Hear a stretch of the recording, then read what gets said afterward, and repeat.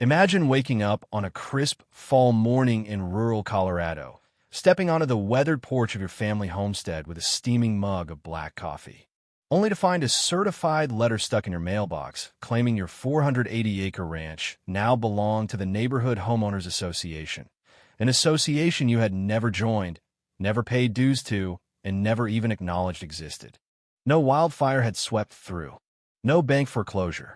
Just one piece of paper, signed by strangers, declaring your pastures, your barn, your hay fields, and the creek that had watered 3 generations of your family's cattle as community open space for hiking, picnics, dog walking, and neighborhood cohesion. I stood there staring at the words, feeling the same slow burn you get when someone reaches into your pocket and helps themselves. This wasn't a mistake. This was theft dressed up in meeting minutes and bylaws. My name is Tom Harlan. That ranch has been in my family since my grandfather homesteaded it after World War II. I still run about 60 head of Angus, hay enough to get through winter and keep the fences tight so the coyotes don't get ideas. The nearest subdivision, Pine Ridge Estates, sits a half-mile down the county road, built in the late 90s when developers thought they could push right up against real working land. Most folks there keep to themselves, but not Evelyn Whitaker. Evelyn was the president of the Pine Ridge HOA. She drove a spotless white SUV, wore blazers even in July, and carried a clipboard the way some people carry a shield.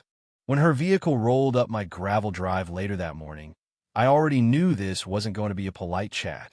She stepped out with 2 board members trailing behind like reluctant deputies, overdressed, uncomfortable, and clearly hoping this would wrap up quickly. "Mr. Harlan," she announced, as though reading from a script, "we're here to discuss the community land designation adopted at last month's meeting." I crossed my arms and let the silence stretch. People like Evelyn aren't used to waiting.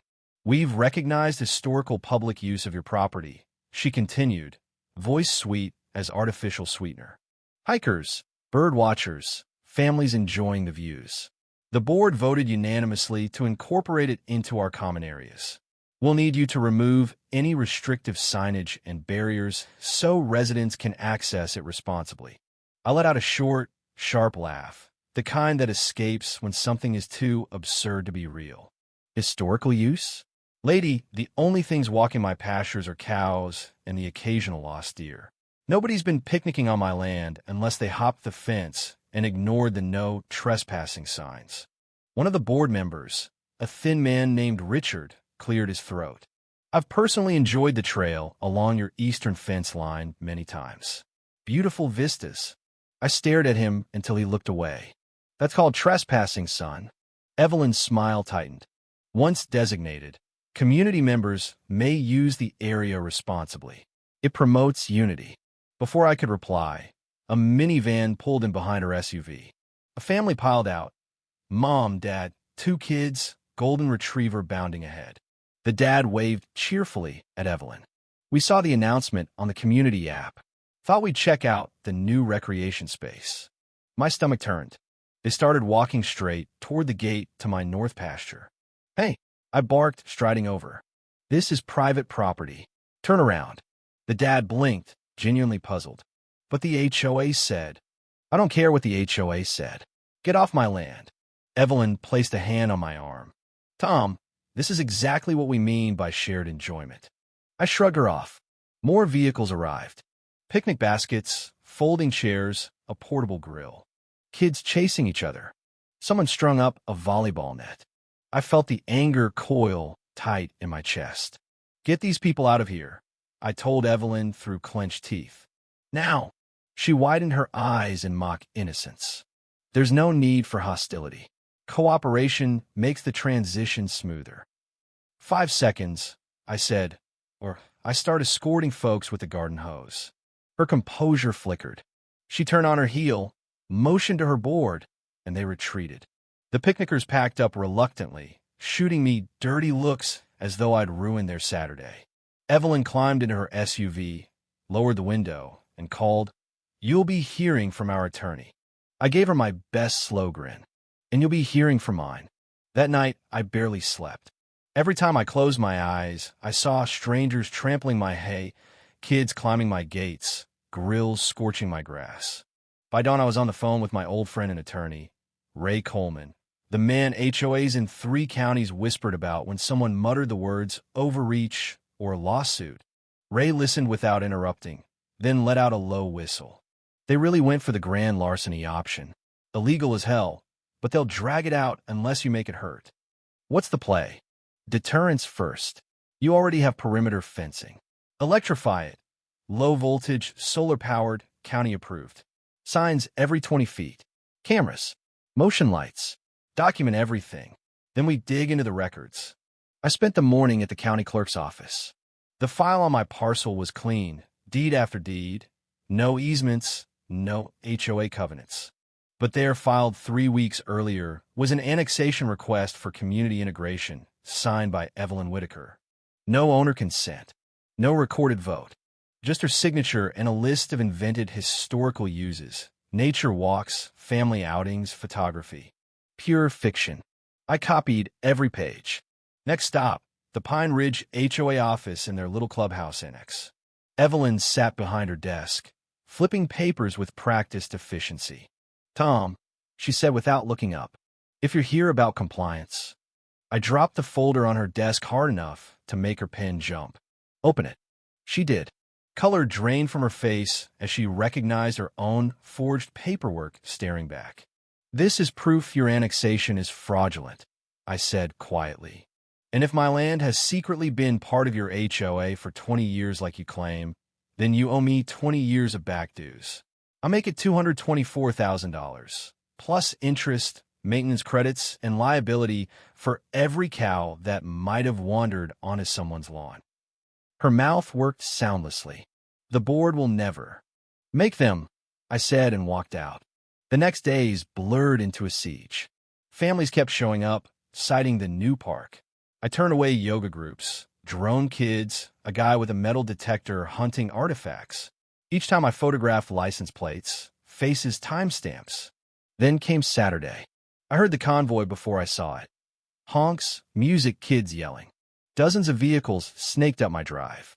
Evelyn stood in the passenger seat of her Lexus, megaphone in hand, pastel outfit pristine. "Attention, Pine Ridge residents," she boomed. "Today we celebrate our first official community picnic on our beautiful new open space. Cheers." People unloaded grills, speakers, kiddie pools. I walked to the fence line, now humming with fresh electric wire, and waited. A jogger in high-end gear cut too close to the perimeter. Snap! He yelped, leaped back, tripped over a cooler. Screams erupted. A soccer ball hit the wire. Spark, ricocheted like a cannon shot. Kids scattered. A man poked at a tangled kite with a metal skewer. Zap! The skewer flew from his hand. Chaos. Potato salad overturned. Chairs collapsed. A dog barked hysterically. Evelyn's megaphone squealed feedback. Everyone remained calm. "This is temporary." But the crowd turned. "You said the fence was being removed. My kid could have been hurt. What kind of park is this?" Evelyn marched toward me, face crimson. "Turn it off." "No, ma'am. County code. Warning signs posted." They touched private property. She opened her mouth, closed it. Then she tripped over an abandoned ice chest. The megaphone honked as she went down. Dignity in ruins, she scrambled up and fled. The picnic dissolved in minutes, cars peeling out, leaving trash, a broken sandal, one deflated beach ball. I saved every second on the cameras. Monday brought county-plated sedans and 2 men flashing HOA credentials. I told them the fence was legal and they were trespassing. They backed off fast. Then the HOA filed a formal complaint against the county, claiming failure to enforce community integration. Ray laughed when I forwarded it. Time for the nuclear option. We counterfiled. If the land was theirs, they owed over $620,000 in back assessments, liability insurance, road upkeep, projected fees. The numbers hit the community email list like a bomb. Homeowners panicked. "My dues are already killing me." She never mentioned this. "We're on the hook for his ranch." A group showed up at my gate, not trespassing, just waiting. "Tom, is this real?" one asked, holding the filing. "Every penny," I said. "Hold your president accountable." The emergency meeting was standing room only. Evelyn tried to gavel order, but the room turned on her. Did you file without telling us the cost? You knew the county warned you. Motion to remove her as president. Seconded. Hand shot up. Carried unanimously in under a minute.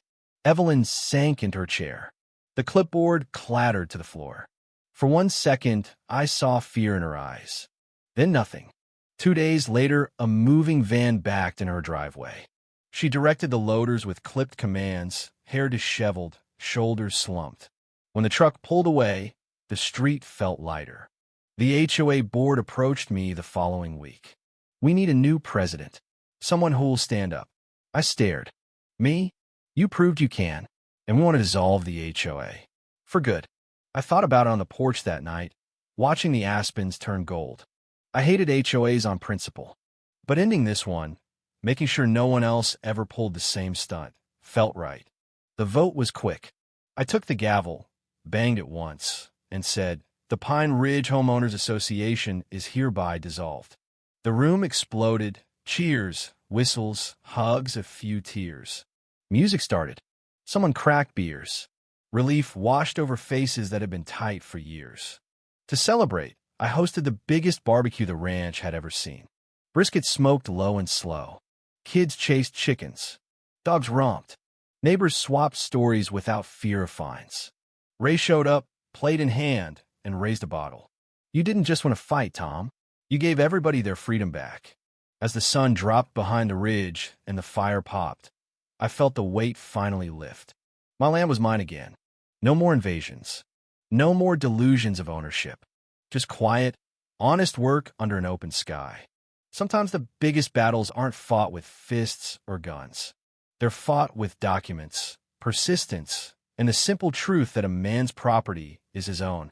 Push back hard enough, and even the most entitled clipboard warrior has to face reality. What do you think? Have you ever had to stand up against someone who tried to take what was rightfully yours, whether it was land, rights, or simple respect? Do you believe in pushing back with everything legal at your disposal, even if it means electric fences and big countersuits? Or should people try harder to compromise first? Drop your thoughts in the comments.